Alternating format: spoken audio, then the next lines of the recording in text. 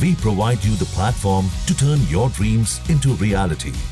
Give wings to your aspirations with KR Mangalam University. बड़े बड़े जब लेडर यहाँ से लेके वहाँ तक पार करने होते, एक छोटी सी रस्सी होती जो बीच में लगी हो, तो लेडर से जिग जिग जिग करते। लेडर मतलब एक तरह की निशानी होती है जिसको आपको पार करना होता है। क्रैम्पोन होते हैं आपके पैर के नीचे जो कि बर्फ़ में पकड़ते हैं, पर क्रैम्पोन ही सबसे ज़्यादा लेडर में फंसते हैं। उनको पार करके हम 6100 मीटर पे पहुंचते हैं, जहाँ सबसे ज़्यादा एवलांच आने के चांसेस होते हैं। कुंभू ग्लेशियर जिसे कहा जाता है, जहाँ आपका पेट का एसिड बाहर निकल के आता है, आपकी खून की उल्टियाँ भी हो सकती हैं। एज ए वुमन मेरी चेहरे की 10 स्किनें निकली हुई है चमड़ी जैसी, क्योंकि हमें सनबर्न बहुत तेज़ी से होता है वहाँ पे। हर बार जाते हैं, हर बार लेयर निकल के आती है। 6100 मीटर पे आधे लोगों को रेस्क्यू किया जा सकता है, क्योंकि वहाँ पॉसिबल है, लोगों को समझ में आ जाता है। उसके बाद अगला होता है 6500 मीटर, जहाँ लोगों की डेथ होना शुरू हो जाती है, और उसके बाद जितने रेस्क्यू होने थे यहाँ से हो सकते हैं, इसके बाद नहीं होता। अगला होता है 6500 मीटर के बाद सीधा 7100 मीटर, जहाँ कैंप 3 शुरू होता है। Thank you sir. कैंप 3 मतलब 70 डिग्री का ग्रेडियंट होता है, जहाँ आपको 2 उंगली के पैरों की उंगली के ऊपर रहना होता है। 4 घंटे की क्लाइंबिंग होती है, पर स्नो बहुत हार्ड हो जाती है, उसे क्लाइंब करना होता है। जहाँ हवा की रफ्तार 120 किलोमीटर प्रति घंटे की रफ्तार से होती है, जहाँ चंद सेकंड के लिए भी आप उंगली रखते हो तो चिलब्लेन और फर्स्ट बाइट की फर्स्ट स्टेप पार करते हो। 6500 और 7000 मीटर के अबव जो पेच है उसे डेथ जोन कहा जाता है, क्योंकि हमारा शरीर किससे बना है? सेल्स से बना हुआ है। तो हाई एल्टीट्यूड पे हम खाना नहीं खाते हैं, हम केवल बर्फ़ खोदते हैं, पिघलाते हैं, उसमें सूप डालते हैं और वो पानी पीते हैं। सो पहले बॉडी का फेट खत्म होता है, मसल खत्म होता है। 7900 मीटर के बाद हमारी बॉडी के सेल्स बनना शुरू हो जाते हैं, इसीलिए उसे डेथ जोन कहा जाता है। हम सुनते हैं कि माउंट एवरेस्ट पे गार्बेज है, वो गार्बेज डेड बॉडीज़ का गार्बेज है। जिन लोगों की डेथ 7900 मीटर के अबव हुई है, उनकी डेड बॉडी कभी रिकवर नहीं की जा सकती। रास्ता वही होता है, बर्फ़ भी वही होती है, तो ग्लेशियर में वो डेड बॉडीज़ थोड़ी पारदर्शी दिखती भी है। रास्ता वही है, कभी कभी उनको बगल से क्रॉस करना पड़ता है, कई बार उनके ऊपर से भी क्रॉस करना पड़ता है। 7900 मीटर के बाद सीधा 8100 मीटर आता है, जहाँ कैंप 4 होता है। कैंप 4 में जितने भी लोगों की डेथ होती है उनको स्लीपिंग बैग में बंद करके, जैसे गेहूं की खप्पी कैसे एक के ऊपर एक रख देते हैं, वैसे रख दिया जाता है, ताकि जितने दूसरे क्लाइंबर आते हैं वो हमें विंड से बचाते हैं, हवा से बचाते हैं, क्योंकि वहाँ हवा की रफ्तार 180 प्रति घंटे की रफ्तार से हो जाती है। टेम्परेचर -40 तक पहुँच चुका होता है। जब मैं 2018 में माउंट एवरेस्ट गई थी, तो मैं 8100 मीटर पे थी और सामने एवरेस्ट दिख रहा था, 700 मीटर था। मेरे साथ मेरा शेरपा दाई था और उसने बोला कि तुम्हारी स्पीड स्लो है, यदि हम सबमिट तो कर लेंगे 2.5 घंटे में, पर हम जिंदा वापस नहीं आ पाएंगे। ये वो टाइमिंग था कि मेरे को 25 लाख रुपए दिख रहे थे। ये वो टाइमिंग था कि मैं कितनी मुश्किल से सब कुछ छोड़ छाड़ के यहाँ आई हूँ। और मेरे शेरपा ने मुझसे कहा अंत में कि मेरे बच्चे हैं, तुम्हारे तो बच्चे भी नहीं हैं। और जब मैं जिद कर रही थी, और जिस समय हमारे यहाँ के आसपास के बच्चे बहुत जिद करते हैं, या आप और मैं भी कभी जिद करते हैं, तो ये वो टर्निंग पॉइंट था जब मेरे शेरपा ने एक लाइन कही थी जो मैं आपसे कहना चाहूँगी कि पहाड़ वही है, ज़िंदगी रही तो तुम दोबारा चढ़ लेना। और उसके बाद मेरा शेरपा मुझे लौटा कर आ गया, और मैं जब वापस आई तो काठमांडू में पता चला कि अखबारों में तो छप चुका है कि मध्य प्रदेश की पहली लड़की ने माउंट एवरेस्ट सबमिट कर लिया। 2 ऑप्शन थे, या तो आत्मग्लानि रेकर ज़िंदगी भर इस झूठे नाम को मैं जी सकती थी कि मैंने माउंट एवरेस्ट सबमिट कर लिया है, या मैं बोलूँ कि मैंने नहीं किया है। जब मैं काठमांडू पहुँची तो मैंने सबसे पहले लिखा मेरे फेसबुक पे कि नहीं, मेरा 700 मीटर माउंट एवरेस्ट रह गया है। जो लोग अभी मेरे गांव जा रहे थे वो सबसे पहले टॉर्चर करने के लिए मेरे मम्मी पापा के पास पहुँचते हैं, तो हमारी छोरी 700 मीटर नहीं चढ़ पाई। तो दूसरा जीवन का एक सबक मिला कि हमारे कुछ भी असफलता पे हमारे साथ के लोगों को भी बहुत टॉर्चर झेलना पड़ता है। जब मैं गांव आई वापस तो मेरे मम्मी पापा ने मेरे कोनी तक हाथ जोड़ लिए थे कि बस बेटा बस कर तू, बहुत नाक नीची कर दी हमारी। हम फ्लैट में नहीं रहा शहरों की तरह कि कोई आस पास को मनक हमें पूछेगो नहीं, हम गाँव में रहें। 10 जो लोग आके हमें यहाँ बोल बोल के जाए हैं, मैं दूध न पाने जानो डेयरी पे बंद कर दियो कि लोगों से मिलाऊँ कैसे नजरें। मुझे लगने लगा कि मैंने इसे क्या पाप कर दिया, मैंने तो बोला कि नहीं हुआ मेरा। तब उस समय क्या करूं, तो मैंने बाथरूम में अपने आप को रोका, बंद किया, भयंकर में रोई। और मुझे कारण समझ में आया कि पहला मेरी स्पीड स्लो थी, दूसरा मैं शाकाहारी हूँ, तो मैंने कुछ भी एनर्जी के लिए भी प्रॉपर काम नहीं किया था। तो अब ज़ीरो से शुरुआत करनी है। तो ज़ीरो से शुरुआत करने के लिए मैंने मेरे पापा को बोला कि नहीं, मैं जा रही है ट्रेनिंग करने के लिए। और मेरे पापा भिड़ गए कि नहीं, अब तू ब्याह कर, बस अब गई साल हो गया, हमने छोरा ला के गई साल रोक दिया, बस तो और तमाशो नहीं कर। मैंने मेरे पापा की बात पहली बार जीवन में नहीं मांगनी थी, और मैं अभी दूसरी बार, और मैंने कहा नहीं मैं तो जाऊँगी। और उन्होंने कहा जाओ था जानो तो जाओ, पर हमसे कहीं आशा मत रख जाए। मैं अटल बिहारी माउंटेनिंग इंस्टीट्यूट पे जाती हूँ। 4 जुलाई 2018 को मैं आर्टिफिशियल वॉल क्लाइंबिंग कर रही थी। जब आर्टिफिशियल वॉल क्लाइंबिंग करते तो पीछे से व्हीलर आपको सेफ्टी देता है और आप क्लाइंबिंग करते हो। तो जब मैं आर्टिफिशियल वॉल क्लाइंबिंग कर रही थी तो मेरे व्हीलर के हाथों व्हीलर छूटा, मेरा 12 फीट से फॉल हुआ, और नीचे पत्थर पे गिरोगे तो क्या होगा, आपकी हड्डी पसली टूट जाएगी। 4 जुलाई 2018 को मेरी ये रीढ़ की हड्डी 3 जगह से हेडलाइन फ्रैक्चर होकर टूट गई थी। ऐसे टाइम पे इंस्टीट्यूट ब्लैकलिस्ट हो जाते हैं, तो उन्होंने तुरंत मनाली के अस्पताल में भेजा, जहाँ मुझे सीटी स्कैन में पता चला कि मुझे 3 हेडलाइन फ्रैक्चर्स हुए हैं। टीचर्स की मैं नौकरी जा सकती थी, इसलिए उन्होंने तुरंत सीट हार्नेस जो हमारा होता है उसको बनाया, और मुझे मनाली से दिल्ली की बस में बिठा दिया। मुझे आज तक, मैं 30 साल की हूँ, उससे ज़्यादा दर्द मुझे अभी तक कभी नहीं हुआ, क्योंकि दर्द के मारे मेरा रोना बंद हो गया था और मेरे दांत आपस में चिपक गए थे। मैं सोचती हूँ कि मनाली से घूम के जो लोग जा रहे होंगे, ठंड तो थी, सब लोगों को कम्बल की ज़रूरत पड़ती है बस में, पर सारे लोगों ने उनकी कम्बल निकाल के ऐसे बिछा दी थी कि मैं लेट जाऊँ। मैं मनाली से दिल्ली, मेरी किसने मदद की मुझे नहीं पता। मुझे ऑटो पकड़ाया गया, मैंने ऑटो वाले के पैसे नहीं दिए। ऑटो वाले ने मुझे Delhi bus stand railway station पर बिठाया स्लीपर में, किसने मुझे जगह दी मुझे नहीं पता। और मैं दिल्ली से भोपाल की ट्रेन में आई, और मैंने यहाँ सबसे पहले फ़ोन किया उन लोगों को जो बोलते थे you are looking so beautiful, हम तुम्हारे लिए जान दे सकते हैं, तुम हमें याद करके तो देखो एक बार। तो मैंने सबसे पहला फ़ोन या मैसेजेस उन्हीं लोगों को किया कि मेरी रीढ़ की हड्डी टूट गई है, क्या आप मदद के लिए आ सकते हैं। तो उस दिन जीवन का एक और सबसे बड़ा सबक मिला, ये सारे लोग फर्जी होते हैं, केवल एक प्रोफाइल पिक्चर होते हैं जो आपका समय बर्बाद करते हैं, आपके बुरे टाइम पे साथ नहीं आते। मेरे पापा मम्मी को फ़ोन किया, दूसरा तो उनने कि बस घरे मत जा जे, और भी बहनों ने 3 महीना तो बिस्तर पे रहेगी, अब सबके का खाना कई करके ही इनकी छोरी पची, क्या 3 महीना बिस्तर पे है, थारे जहाँ जानो है जहाँ जाजे बेटा, बस तो घरे मत आजे। मैंने पटरी को 2 मिनट देखा और मुझे लगा कि ना मेरे पास, मैंने ईश्वर को बहुत मैं मानती हूँ, पर मैंने पहली बार ईश्वर को कोसा था कि भगवान नौकरी है नहीं, शरीर आपने तोड़ दिया, सपना आपने तोड़ दिया, और मुझसे क्या लोगे, सब तो छोड़ दिया आपने। मैंने पटरी को देखा और मुझे लगा कि कुछ गलत कदम उठाना चाहिए, क्योंकि मैं ज़ीरो पे थी। और फिर मुझे इमेजिन हुआ कि मान लो मैं ये कदम उठाती हूँ तो टुकड़े होंगे, टुकड़े घर पहुँचेंगे तो पापा बगल में बैठ के कैसे रोएंगे। तो ये दृश्य मेरे को जब इमेजिन हुआ तो मैं उन टुकड़ों से जुड़ के आज आपके सामने खड़ी हूँ। मैंने दूसरा फ़ोन मेरे गुरुजी को किया, जो मेरे टीचर हैं,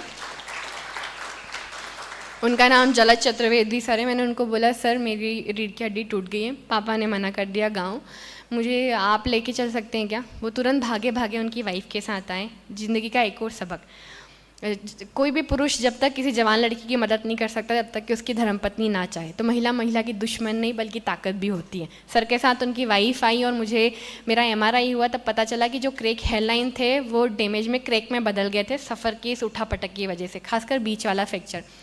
मुझे 9 महीने उन्होंने उनके घर पे रखा और डॉक्टर ने बोला था कि टेलबोन का फ्रैक्चर जरा सा भी होता तो मैं लाइफ टाइम के लिए लेफ्ट लेग से पैरालाइज हो सकती थी।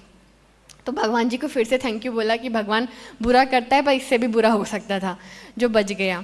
अब जिस चीज़ के लिए मुझे आपके पास बुलाया है, जैसा हम देखते हैं, जैसा हम सुनते हैं, जैसा हम बोलते हैं, जैसा हम कहते हैं, हम वैसे होते जाते हैं। यहाँ छोटे से प्यारे से मेरे साथी बैठे हैं, बहुत प्यारी प्यारी कविताएं, कहानियाँ वो सोशल मीडिया पे बोलते हैं और पता नहीं कब कौन सा शब्द हमें क्लिक कर जाए। तो मेरे जीवन को 2 पिक्चरों ने बदल के रख दिया था और कुछ किताबों ने बदल के रख दिया था। पहली थी चक दे इंडिया, जिसमें सलमान खान उन लड़कियों को बोलता है कि ज़िंदगी के 70 मिनट लड़कियों दिखा दो इस दुनिया को। मैं बोलती थी ज़िंदगी के 2 महीने है मेगा, दिखाना है इस दुनिया को।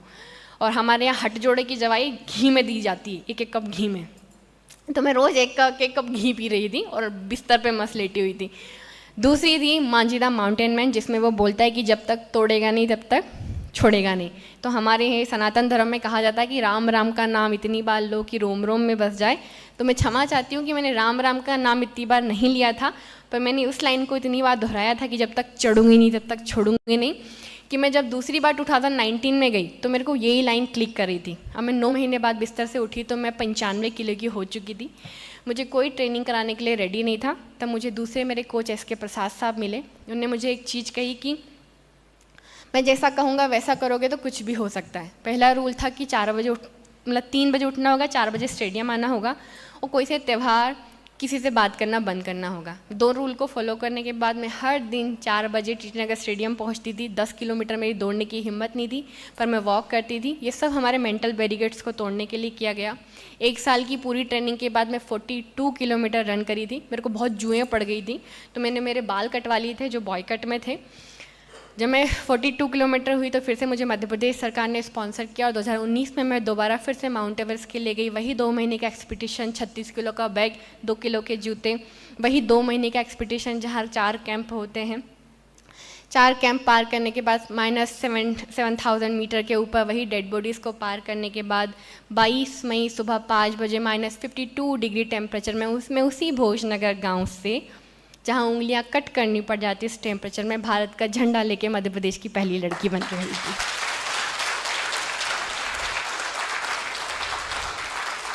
Thank you so much.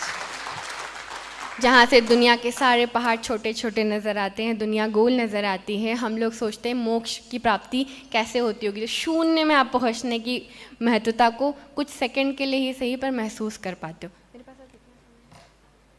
अब मैं आपको पहाड़ से लेकर नीचे आती हूँ। क्या आप सब तैयार हैं? अगली बार ट्रेनिंग के साथ गई थी। एक तो फिजिकल फिटनेस और दूसरे गोंद के लड्डू।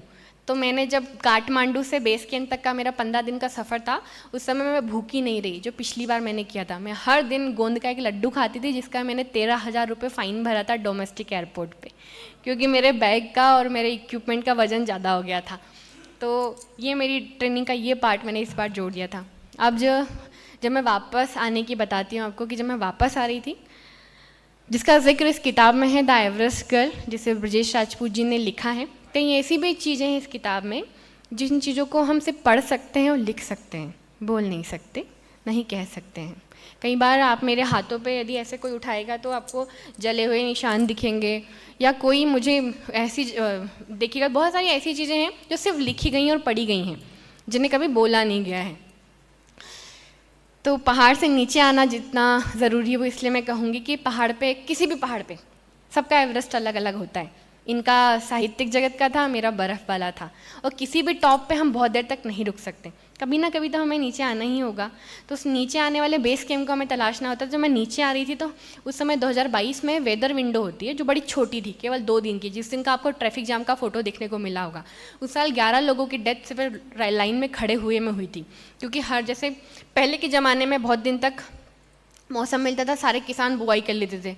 अब सब कुछ आने के बाद भी एक साथ सारे ट्रैक्टर खेतों में दिखते हैं, क्योंकि छोटा टाइम होता है। वैसे पहाड़ों पे वेदर विंडो 2 दिन की हुई थी उस साल, तो सारे क्लाइंबरों को क्लाइंब करना था। 11 लोगों की उसी दिन खड़े खड़े डेथ हुई थी। और हम जब वापसी में आ रहे थे तो धक्का मुक्की में मेरा चश्मा गिर गया था। यहाँ आपका चश्मा गिर जाएगा तो आप थोड़ा हीरो या हीरोइन कम दिखोगे, पर पहाड़ पे जब आपका चश्मा गिरा है तो क्या, तो सूरज की किरणें बर्फ़ पे रिफ्लेक्ट होकर आपकी रेटिना को झुलसा देगी, जिसकी वजह से आप 4 दिन के लिए अंधे हो सकते हो, जीवन भर के लिए हो सकते हो, या 1 दिन के लिए आपकी रोशनी जा सकती है। मेरे जब स्नो ब्लाइंडनेस हुआ, तो जब स्नो ब्लाइंडनेस होती है तो आंखें लाल लाल बड़ी बड़ी हो जाती है, कांटे नुमा छुपता है, कंटिन्यूस में से पानी निकल रहा होता है। मुझे स्नो ब्लाइंडनेस हुआ तो मेरे शेरपा ने मुझसे कहा कि बहनी, हम स्लो कैंप 4 पहुँचते हैं। बहनी मतलब बहन नेपाली भाषा में। हम नीचे पहुँचते हैं, कोशिश करेंगे कि हमें समझ में आए कि तुम्हारा स्नो ब्लाइंडनेस कौन सा है। हम जब नीचे पहुँचे और रात में हमने आसपास जब लोगों की डेथ होती है तो मरने से पहले लोग चीखते भी हैं। तो अधिकतर क्लाइंबरों की डेथ होती है कि वो ऊपर से आने के बाद इतना एग्जॉस्ट हो जाते हैं कि अपनी बॉडी को छोड़ देते हैं। कैंप 4 में अधिकतर लोग सबमिट किए हुए लोगों की डेथ बॉडीज़ हैं, क्योंकि आने के बाद जीने की चाह नहीं बचती, तो लोग अपनी बॉडी को छोड़ देते हैं। और सबसे मीठी मौत पहाड़ों पे होती है, आप ऐसे कर्रा रहे होते हो और आपकी डेथ हो चुकी होती है। तो जब हम लोग कैंप 4 पहुँचे तो मेरे दाई ने, निम्मा दाई ने मेरा ऑक्सीजन का पॉइंट 0.5 कर दिया कि सिर्फ सांस आती रहेगी, बस मैं मरूंगी नहीं। पर आसपास कई क्लाइंबरों की डेथ की आवाज़ आप सुनते हो तो आपको कान बंद करके रखना पड़ता है। हमने पूरी रात कैंप 4 में बिताई। अब जैसे ही नीचे आते हैं, सुबह का टाइम हो चुका है। निम्मा दाई ने पूछा दिख रहा है? मैं कहा दाई अभी भी नहीं दिख रहा, लगता है मेरी जीवन भर के लिए रोशनी जा चुकी है, हम लोग मर जाते दोनों। तो उन्होंने कहा अपन को चलना पड़ेगा। हम जैसे ही नीचे जाने लगे और जिसका हमें डर था वही हुआ, मेरा ऑक्सीजन ख़त्म हो गया। और जब हम सोचते ना मरने से पहले कैसा लगता होगा, तो बस मैं आप और मैं यहाँ ऐसे सांस लीजिए, कितनी आसानी से सांस ले रहे, क्या हम इस सांस को गिन पा रहे हैं? पता नहीं है कितनी सांसें आपको और मेरे को आके जा चुकी हैं। पर वहाँ हम कोशिश भी करते तो हमको सांस नहीं आ रही थी। मैं कैंप 4 से नीचे थी, येलो बैंड उस जगह को कहा जाता है, और मुझे सांस नहीं आ रही थी और मेरे को स्नो ब्लाइंडनेस। मेरे दाई को ऐसे बोल दिया कि दाई आप चले जाओ, पर वो गया नहीं और लोगों को बोल रहा था कि मेरा बहनी मरने वाला है, किसी के पास भी बचा हुआ ऑक्सीजन हो तो दे दो। मैंने एक बार जब मेरे निमा दाई को अभी पूछती हूँ कि दाई आपने मेरे को क्यों बचाया, तो वो बताते हैं कि शेरपास के साथ सारे लोग नौकर की तरह ट्रीट करते हैं, सर्वेंट की तरह। पहली बार उनके जीवन में ऐसा क्लाइंट उनको मिला था जो एक निवाला भी खाता था तो वो पूछता था कि दाई आप भी खा लो। तो कई बार हमारा जो भारतीयों का इंसानियतपन है वो जान भी बचा सकता है, जाने अनजाने। तो मेरा शेरपा सिर्फ इसलिए छोड़ के नहीं गया, वो बोलते हैं कि उनको ऐसा लग रहा था कि उनका घर का बच्चा मर रहा है, तो मेरा शेरपा उसका मार्क्स उतारता था सेकंड के लिए बस, कि जाने वाली है तो उससे पहले सांस दे दो। और वो जितने क्लाइंबर मेरे को क्रॉस करके जा रहे थे, क्योंकि रास्ता वही है, उनको बोलता था कि किसी के पास भी बचा हुआ सिलेंडर हो तो दे दो, क्योंकि हम बचा हुआ सिलेंडर भी वापस लेकर आते हैं और कैंप 3 में सारा एक बैग में लेके फिर नीचे जाते हैं, क्योंकि कैंप 3 के बाद हमें ऑक्सीजन मिलने लग जाती है। कैंप 3 तक जिंदा बच के जाना ज़रूरी होता है। कोई नहीं रुक रहा था और मैंने भी मेरे शेरपा को बोल दिया था, जब हम मर रहे होते तो हमारी नाभि के पास एक साथ बहुत सारी आंतड़ियाँ खिंचती हैं, इकट्ठी होती हैं। जब हम मर रहे होते तो हमारे नाक, कान, आँख, जितने भी निकलने के द्वार हैं, वहाँ से एक अजीब सा लिक्विड फटने को तैयार होता है। ये मैंने उस समय महसूस किया था और मेरे शेरपा मुझे छोड़ के नहीं गया। उसी समय मेरा शेरपा का दोस्त वहाँ से गुजरा, लाकपा दाई, और उसने बोला कि उसका क्लाइंट ऊपर मर गया है, उसका सिलेंडर बचा है।